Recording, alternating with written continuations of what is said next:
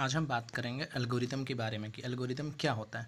हमने last class में देखा कि फ़्लो चार्ट क्या होता है। फ़्लो चार्ट पे मैंने कई क्वेश्चन प्रिपेयर किया था। क्वेश्चन आपको बताया था कि फ़्लो चार्ट हम डायग्रामेटिकली किसी चीज़ को हम कोई भी क्वेश्चन को डायग्रामेटिकली किस तरीके से दिखाते हैं, रिप्रेजेंट करते हैं। कोई फ्लो ऑफ डेटा किस तरीके से होता है। डिफरेंट डिफरेंट बॉक्स लिए थे हमने वहाँ पे। एलिप्स बॉक्स कंसिडर किया था, पैरेललोग्राम कंसिडर किया था इनपुट आउटपुट के लिए। सिमिलरली एक रेक्टेंगल कंसिडर किया था एंड डिसीजन बॉक्स किया था। वो तो वहाँ फ्लो चार्ट की बात थी। वहाँ डायग्राम में स्पेशली हम दिखा रहे थे कि डेटा किस तरीके से फ्लो होता है। बट उसी चीज़ को जब हम एक वर्ड में लिखते हैं कि स्टेप वाइज में लिखते हैं तो हम उसे एल्गोरिदम कहते हैं। एल्गोरिदम क्या है? कोई भी प्रोसेस है, सपोज डेट 2 नंबर को हम ऐड कर रहे हैं या सब्ट्रैक्ट कर रहे हैं, उसको एक लैंग्वेज में किस तरीके से लिखते हैं कि सपोज डेट हमें ऐड करना है तो दो वेरिएबल लेंगे, उस वेरिएबल के साथ जो प्रोसेस या जो ऑपरेटर लगाना वो ऑपरेटर लगाएंगे। ऑपरेटर के बाद फिर समेशन करेंगे, समेशन के बाद फिर प्रोसेस एंड करके स्टॉप करेंगे। तो जो हम फ्लो चार्ट में डायग्राम के थ्रू समझा रहे थे उसी चीज़ को एल्गोरिदम में एक प्रोसेस में एक स्टेप वाइज में एक लैंग्वेज में हम उसे बताएंगे। क्लियर? तो चलिए पहले एक बार डेफिनेशन देख लेते हैं कि एल्गोरिदम होता क्या है। तो एल्गोरिदम को हम कहते हैं the process that perform some sequence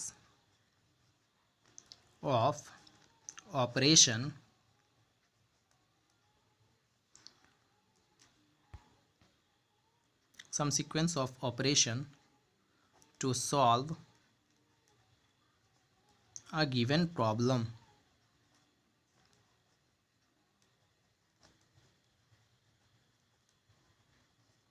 is called क्या कहलाता है? एल्गोरिदम। एल्गोरिदम आप एल्गोरिदम पूरा वर्ड यूज़ कर सकते हो या इसे शॉर्ट में हम एल्गो भी बोलते हैं। क्लियर? अब देखिए एल्गोरिदम का क्या क्या यूज़ है, कहाँ कहाँ यूज़ करते हैं। तो एल्गोरिदम को हमको बहुत सारे कैलकुलेशन में हमें यूज़ पड़ता है। कोई भी समेशन वगैरह कर रहे हैं उसका पहले स्टेप लिख लेते हैं, फिर उसका फ्लो चार्ट जब बनाते हैं तो उस एल्गोरिदम से हम फ्लो चार्ट डिराइव कर सकते हैं। और भी कई जगह जब प्रोग्रामिंग हम लिखते हैं तो प्रोग्रामिंग में हम कोडिंग करते हैं। कोडिंग से पहले उसका हम एल्गोरिदम लिखते हैं। एल्गोरिदम में हमें पता लग जाता है कि कौन सा स्टेप हमें करना है, कौन कौन सा स्टेप होगा और उस स्टेप को हम कोडिंग में इम्प्लीमेंट करते हैं। क्लियर? फिर कोई डेटा प्रोसेसिंग में हमें रिक्वायरमेंट पड़ता है और भी डिफरेंट डिफरेंट फील्ड्स में, कोडिंग के फील्ड में सीडो कोड जब लिखते हैं तो वहाँ भी हमें रिक्वायरमेंट पड़ता है। प्रोग्रामिंग लैंग्वेज में हमें इसका बहुत जगह रिक्वायरमेंट है। क्लियर? अब हमें एल्गोरिदम लिखते हैं तो एल्गोरिदम लिखने का बहुत सारा स्टेप होता है। डिफरेंट डिफरेंट स्टेप यूज़ करते हैं। स्टेप 1 स्टेप 2 में हमें क्या क्या करना है। तो उससे पहले हमें एक प्रॉपर्टीज़ होता है, कुछ प्रॉपर्टीज़ होता है एल्गोरिदम का जो हमें जानना है। सबसे पहला प्रॉपर्टी होगा कि एल्गोरिदम जो होना चाहिए वो एक्यूरेट होना चाहिए। क्लियर? एक्यूरेट होना चाहिए, लेंदी वगैरह नहीं होना चाहिए। सेकंड है कि वो एल्गोरिदम जो हम बना रहे हैं वो एक फाइनाइट स्टेप में होना चाहिए। ऐसा नहीं कि वो चल रहा है उसका कोई एंड ही नहीं है। तो सबसे मेन इंपॉर्टेंट है कि उसका फाइनाइट होना, कहीं ना कहीं प्रॉपर स्टेप पे 5 स्टेप 10 स्टेप में जाके वो एंड होना है। ऐसा नहीं कि वो चल रहा कोई इनफाइनाइट वाला कोई आपका कैलकुलेशन है तो उसके लिए ये एल्गोरिदम वैलिड नहीं है। क्लियर? उसका एल्गोरिदम नहीं हमें बन सकता है। फिर आता है थर्ड में कि वो इतना आसान लैंग्वेज में लिखा हो, जैसे लैंग्वेज में ही लिखना है उसको वर्ड में हम लिखते हैं तो इतना आसान लैंग्वेज में लिखा हो कि हर कोई उसे ईजिली समझ सके। क्लियर?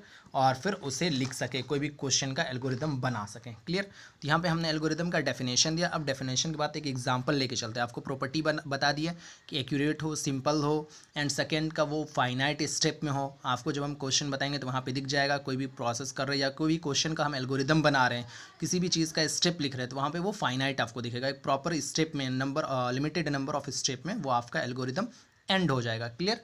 और उसके बाद वो इजी होगा, इतना इजी होगा कि आप इजी वे में समझ जाएंगे। इसमें फ्लो चार्ट के जैसा नहीं है कि आपको पर्टिकुलर डिफरेंट डिफरेंट इनपुट या आउटपुट के लिए आपको पर्टिकुलर बॉक्स का याद रखना है या उसका रिक्वायरमेंट पड़ेगा कि सपोज डेट इनपुट ले रहे हैं तो वहाँ पे ये बॉक्स का चाहिए, आउटपुट हो रहा तो वहाँ पे डिफरेंट बॉक्स चाहिए। फिर सिमिलरली स्टार्ट एंड ले रहे हैं तो वहाँ पर डिफरेंट बॉक्स का अलग अलग मीनिंग था, बट यहाँ पे किसी तरह का कोई बॉक्स नहीं लेना है। क्लियर? तो एल्गोरिदम से हम फ्लो चार्ट डिराइव कर सकते हैं। क्लियर? स्पेशली एल्गोरिदम जो पढ़ा जाता है तो एल्गोरिदम के बाद फ्लो चार्ट का रिक्वायरमेंट पड़ता है। एल्गोरिदम जब बना हुआ है, कहीं भी एल्गोरिदम आप लिखा हुआ है तो उससे हम फ्लो चार्ट ड्रॉ कर सकते हैं। क्लियर? फ्लो चार्ट तो हमने पहले आपको बता दिया था क्या क्या रिक्वायरमेंट पड़ता है। फ्लो चार्ट मैंने प्रीवियस वीडियो आप देख सकते हैं, वहाँ पे आपको प्रीवियस वीडियो के पहले वीडियो में वीडियो नंबर 8 में मेरा नोट्स का डिस्क्रिप्शन में जाएंगे तो आपको वहाँ पे नोट्स भी मिल जाएगा। तो आप सारा एल्गोरिदम और फ्लो चार्ट का नोट्स डाउनलोड कर सकते हैं। क्लियर? तो चलिए पहला एक क्वेश्चन लेकर के चलते हैं, एल्गोरिदम पे अच्छी तरीके से समझेंगे। क्वेश्चन है राइट एन एल्गोरिदम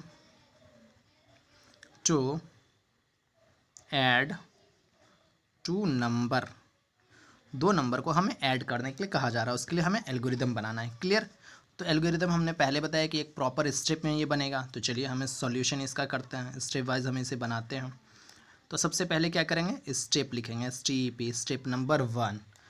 तो सिमिलरली जैसे हमने वहाँ किया था फ्लो चार्ट में स्टार्ट, उसी तरीके से यहाँ भी वर्ड लिखेंगे START स्टार्ट। आप ये सारा वर्ड कैप्स में भी लिख सकते हैं, स्मॉल में भी लिख सकते हैं, कोई प्रॉब्लम नहीं है। क्लियर। अब आते हैं स्टेप नंबर 2। पहला में तो प्रोसेस को स्टार्ट कर दिया, दूसरा में क्या होगा, कोई भी हमें क्या ऐड करने के लिए दो वैल्यू को कहा जा रहा है। क्लियर। तो जब दो वैल्यू को ऐड किया करने के लिए कहा जा रहा है तो हम दो वेरिएबल कंसीडर करेंगे, क्योंकि वो दो वैल्यू प्रॉपर कांस्टेंट वैल्यू हमें दिया नहीं है। जब भी क्वेश्चन में हमें कहीं पे दिया ना हो, या तो प्रोग्रामिंग में या फ्लो चार्ट में या एल्गोरिदम में दो नंबर को ऐड करने के लिए कहा जा रहा, तो वहाँ पे हम वेरिएबल लेके चलेंगे। वेरिएबल इसलिए लेकर के चलेंगे कि यूज़र जब उसमें चाहे तो डिफरेंट डिफरेंट इनपुट डाल करके उसे टेस्ट कर सके कि हमने जो फ्लो चार्ट बनाया या एल्गोरिदम बनाया, अभी जो एल्गोरिदम बना रहे हैं वो उस कंडीशन को फुलफिल कर रहा या नहीं कर रहा है। क्लियर। तो चलिए यहाँ पे तो हम एल्गोरिदम की बात कर रहे हैं, तो एल्गोरिदम में सबसे पहले स्टार्ट लिए। स्टेप नंबर 2 में क्या करेंगे, वर्ड में लिखेंगे जो आपको इजी लैंग्वेज में, जितना इजी लैंग्वेज में, इंग्लिश तो पढ़े ही हैं तो उतना तो आप इजी लैंग्वेज में लिख सकते हैं। टेक इनपुट ले रहे हैं तो take input as a and b, आप एक्स वाई भी इनपुट ले सकते हैं, ए बी भी ले सकते हैं। क्लियर। ये स्टेप नंबर 2 में लिखा। अब स्टेप 3 क्या हो गया, देखिए। अब देखिए जब ए बी ले लिया तो इसके साथ क्या करेंगे, सम्मेशन। तो यहाँ पे हम क्या लिखेंगे, कैलकुलेट, या ऐड भी आप वर्ड लिख सकते हैं, या सम भी लिख सकते हैं। कैलकुलेट C बराबर A प्लस बी, क्योंकि ये किसी न किसी के इक्वल टू होगा, और ये वैल्यू जो ऐड होकर के आएगा वो किसी न किसी में जाके स्टोर होगा। मान लीजिए सपोज डेट इसका A का वैल्यू 3 है, B का वैल्यू 5 है, तो 3 + 5, तो C इज इक्वल टू क्या हो जाएगा, 8 हो जाएगा। क्लियर। अब जब आप कैलकुलेट कर रहे हैं तो स्टेप नंबर 4 में आप आउटपुट स्क्रीन पे तो दिखाएंगे, तो उसके लिए क्या करेंगे, वर्ड प्रिंट आएगा। कोई भी वैल्यू को आउटपुट पे स्क्रीन पे दिखाने के लिए हम वहाँ पे यूज़ करते हैं प्रिंट। प्रिंट सम, सॉरी प्रिंट सी क्यों, ये वैल्यू ही तो दिखेगा इसके अंदर, जो भी इसका वैल्यू जो होगा, इसका वैल्यू दोनों को ऐड होकर के इसमें जाके स्टोर होगा, तो ये दिखेगा आपको वैल्यू। कहने का मतलब यहाँ पे आपको बता रहे हैं एग्जांपल में, ए का मान लीजिए 2 ले लिए, बी का मान 3 ले लिए, तो सी क्या है मेरा, C is equal to A plus B, तो सी इज इक्वल टू 2 + 3, तो सी इज इक्वल टू क्या हो जाएगा, 5। तो यही होगा ना, इसी आउटपुट पे तो आपको सी का मान दिखेगा, सी का मान जो भी वैल्यू स्टोर होगा वो दिखेगा। क्लियर। इसलिए मैंने आपको एग्जांपल के थ्रू बता दिया। क्लियर।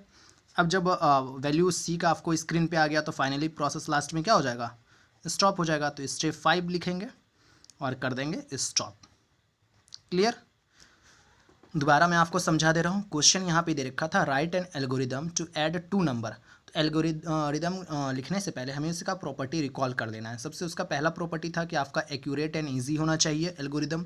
दूसरा कि एक फाइनाइट स्टेप में नंबर ऑफ स्टेप जो भी दे रखे हैं, आपका जो भी क्वेश्चन दे रखा है उसका एक प्रॉपर फाइनाइट स्टेप में आपको उसको एंड कर देना है। क्लियर। ऐसा नहीं कि वो चल रहा है एंड तक, उसका एंड होने का नाम ही नहीं है, तो वो प्रॉपर एल्गोरिदम नहीं होगा, वो एल्गोरिदम का कंडीशन फुलफिल नहीं कर रहा होगा। क्लियर। अब थर्ड हो रहा है कि वो इतना इजी लैंग्वेज में आप लिखिए, उसको अपने ऑन लैंग्वेज में लिखिए, हर कोई ईजिली अंडरस्टैंड हो सके, ईजिली समझ सके हर कोई। तो स्टेप नंबर 1 में क्या लिखा हमने, स्टार्ट लिखा। क्लियर। स्टेप नंबर 2 में हमें इनपुट लेना है, दो वेरिएबल आप कंसीडर कर लिए, तो हमने लिखा take input as a and b. आप इनपुट में यहाँ पी क्यू भी ले सकते हैं, एक्स वाई भी ले सकते हैं, कुछ भी ले सकते हैं, आपको जो ईजी लगे। क्लियर। तो हमने लिया ए और बी। अब स्टेप नंबर 3 में देखिए हमने क्या किया, calculate c is equal to A plus b. जब ए लिया, ए और बी दो वेरिएबल लिए, तो उसको उसमें क्या करना है, हमें प्लस करना है, ऐड करने कहा जा रहा, तो प्लस कर रहे हो, और जब प्लस किए तो वो किसी ना किसी के इक्वल टू होगा, तो सी के equal to A plus B हमने कर दिया, क्योंकि ये वैल्यू जो ऐड होकर के आएगा वो सी के अंदर स्टोर होगा। क्लियर। अब स्टेप 4 करते हैं। स्टेप 4 में क्या होगा, आउटपुट स्क्रीन पे हमें दिखाना है जो भी हमने जोड़ा। तो ये तो इंटरनली ये ऑपरेशन कंप्यूटर के अंदर परफॉर्म होता है। अभी कैलकुलेटर में 2 × 2 करते हैं, फिर इक्वल टू प्रेस करते हैं जब, तो आउटपुट आपको स्क्रीन पे दिखता है। तो वही चीज़ हमें स्क्रीन पे देखना है, तो यहाँ पे प्रिंट हमने लिखा, और जब प्रिंट करेंगे तो वो सी का वैल्यू आपको दिखा देगा, जो भी सी में ये से ऐड करके आपको आएगा। क्लियर। फिर स्टेप 5 जब आउटपुट आ गया तो प्रोसेस आपका फाइनली क्या हो जाएगा, एल्गोरिदम एंड हो जाएगा, स्टॉप हो जाएगा। क्लियर। चलिए अब दूसरा क्वेश्चन लेते हैं। Similarly write an algorithm to multiply two number. Clear. इससे पहले वाले क्वेश्चन में हमने ऐड किया था, अब यहाँ मल्टीप्लाई देखेंगे। चलिए देखते हैं।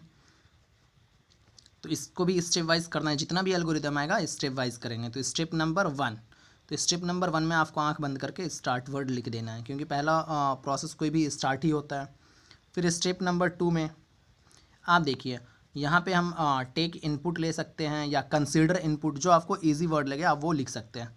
तो हमने लिखा take input as X and Y, जो आप इनपुट लेना चाहें ले सकते हैं। अब देखिए आप स्टेप 3 लिख दो multiply z is equal to X into Y. Clear. अब जब मल्टीप्लाई हो गया तो हमें आउटपुट स्क्रीन पे देखना है। तो यहाँ पे क्या लिखेंगे, प्रिंट, क्या हो जाएगा, z होगा, क्योंकि वैल्यू तो z का शो होगा। क्लियर। अब चलिए स्टेप 5 करते हैं। स्टेप 5 किया तो लास्ट में क्या कर देना है हमें, स्टॉप। क्लियर। इसे भी फिर वापस समझा देते हैं। क्वेश्चन दे रखा है, write an algorithm to multiply two number, दो नंबर को आपको कह रहा है ऐड करने के लिए। क्लियर। जब दो नंबर को ऐड करने के लिए कह रहा है तो सबसे इस एल्गोरिदम का रूल है हमें स्टेप वाइज करना है। तो स्टेप नंबर 1 में हमें स्टार्ट लेना है। कोई भी प्रोसेस को स्टार्ट कर रहे हैं तो स्टेप नंबर 1 में स्टार्ट हमने लिखा। स्टेप 2 की बात करते हैं तो स्टेप 2 में गए तो हमें वेरिएबल कंसिडर करना है। तो कोई दो वेरिएबल आप कंसिडर कर लीजिए। तो यहाँ पे ये लैंग्वेज मैंने लिखा टेक इनपुट, आप यहाँ पे consider input as X Y P Q, जो लेना है आप ले सकते हैं। Clear.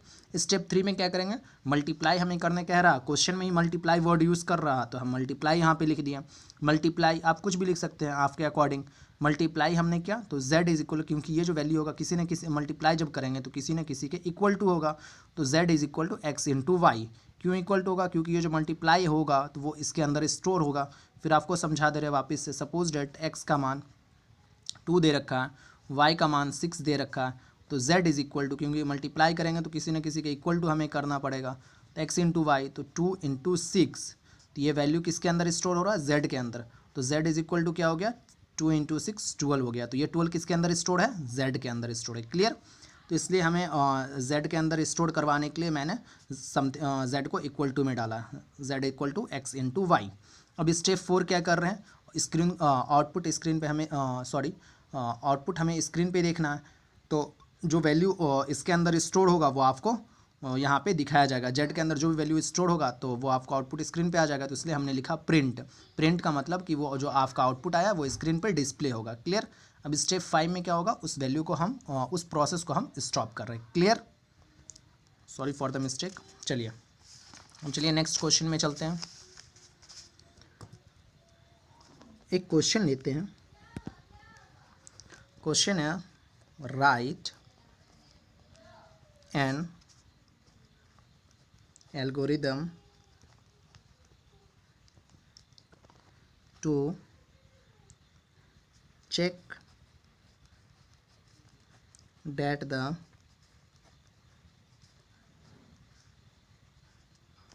given number is odd or even। Clear. चलिए ये क्वेश्चन हमें दे रखा है कि आप एल्गोरिदम लिख करके बताइए कि कोई नंबर जो है वो ऑड या इवन है। क्लियर। गिवन नहीं दे सकते हैं क्योंकि दिया हुआ पर्टिकुलर नंबर तो है नहीं, सॉरी फॉर इट। चलिए तो कह रहा है कि कोई वेरिएबल हुआ, सपोज डेट कोई नंबर टेस्टिंग करते हैं, वो नंबर मेरा ऑड होगा या इवन होगा, उसका एल्गोरिदम लिखना है। तो चलिए लिखते हैं।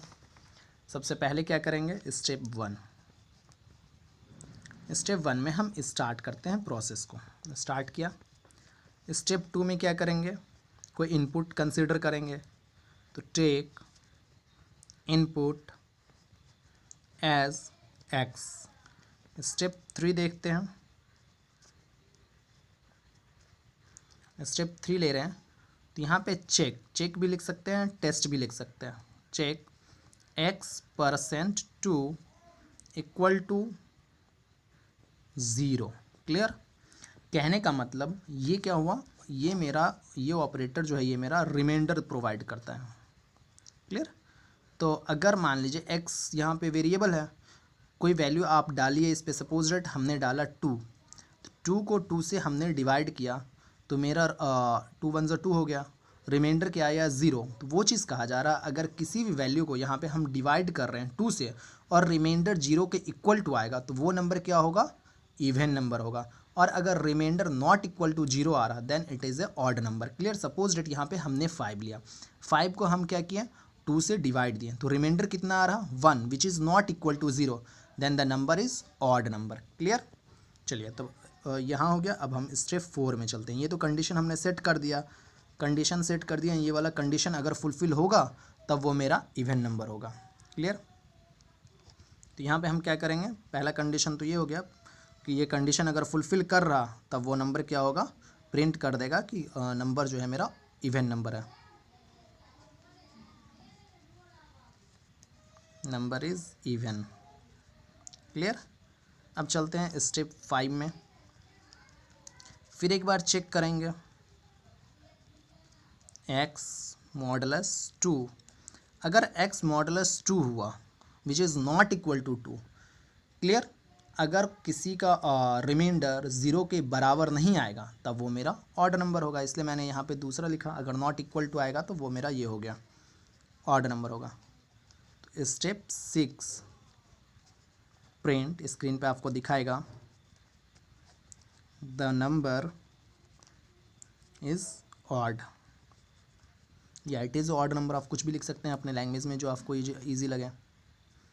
स्टेप 7 में हम जाके स्टॉप कर दिए। क्लियर। अब चलिए दूसरा क्वेश्चन लेते हैं। दूसरा क्वेश्चन है, अच्छा क्वेश्चन है। Write an algorithm to find the table of 2 का टेबल हमें फाइंड करना है एल्गोरिदम में। क्लियर। चलिए सबसे पहले इसमें उसी तरीके से स्टेप वाइज करेंगे। तो स्टेप नंबर 1 क्या होगा, स्टार्ट लिखेंगे। क्लियर। अब स्टेप नंबर 2 क्या करते हैं, कोई इनपुट ले लेंगे। स्टेप 2 टेक n ले लिए हम, n नंबर कोई है, n एज ए इनपुट आप लिख लेंगे। Where n lies between 1 to 10। Clear. अब चलिए स्टेप 3 करते हैं। अब यहाँ पे आप लिख दो कैलकुलेट, समझा रहा हूँ आपको, कैलकुलेट 2n, या आप ऐसे लिख दो 2 into n। क्लियर। अब स्टेप 4, एक मिनट मैं सारा स्टेप आपको समझा दे रहा हूँ। प्रिंट मल्टीपल ऑफ 2 या टेबल ऑफ 2 आप कह सकते हैं। Print table of 2। Step 5 stop. देखिए अच्छे से समझा रहा हूँ।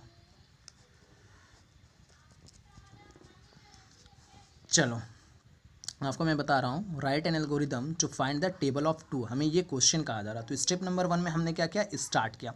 स्टेप नंबर 2 में कोई आप इनपुट ले लो, x ले लो, y ले लो, जो एक सिंगल इनपुट हमें कंसिडर करना है। तो हमने ले लिया take n as a input, आप लिखना चाहो तो आगे लिख लो, जिसमें n का वैल्यू कहाँ से कहाँ तक लाई होना चाहिए, 1 होना चाहिए, 1 से लेकर 10 तक लाई होना चाहिए। अब स्टेप 3 देखो, कैलकुलेट हमने क्या किया, 2 into n। 2 into n क्या किया, जब 2 को 1 से मल्टीप्लाई करेंगे तो 2 1 2, 2 को 2 से मल्टीप्लाई करेंगे क्योंकि n का वैल्यू तो 1 से 10 तक है। तो एक बार 2 को 1 से मल्टीप्लाई करेंगे, 2 से मल्टीप्लाई करेंगे, 3 से मल्टीप्लाई करेंगे, ऐसे मल्टीप्लाई करते करते 10 तक जाएगा।